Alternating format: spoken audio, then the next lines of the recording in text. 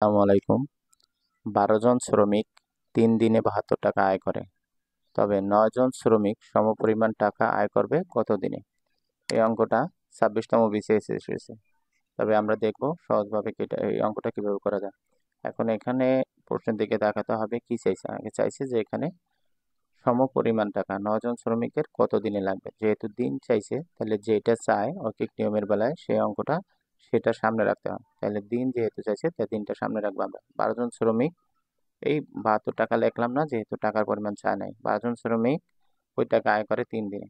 একজন 12 জন শ্রমিক যা করে 3 দিনে, যদি একজন শ্রমিক সেটা করে তাহলে অবশ্যই বেশি দিন লাগবে।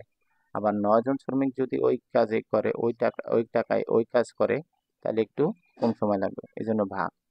তাহলে 3 × 12 = 9।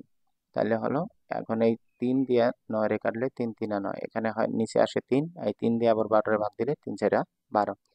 এখন পরীক্ষার সময় তো এইভাবে লেখা করা যাবে না। তাহলে পরীক্ষার সময় মনে নিজে নিজে বুঝতে হবে যে 12 জন শ্রমিক যদি 3 দিনে করে, তাই একজন শ্রমিক সেই কাজ করতে বেশি দিন লাগবে। তাহলে 3 × 12। আবার 9 জন শ্রমিক সেই কাজ করতে একটু কম সময় লাগবে। তাহলে কি হলো, 3 × 12 = 9। তাহলে এটা করে সংক্ষেপে অ্যান্সারটা হলো 4 দিন। Thank you.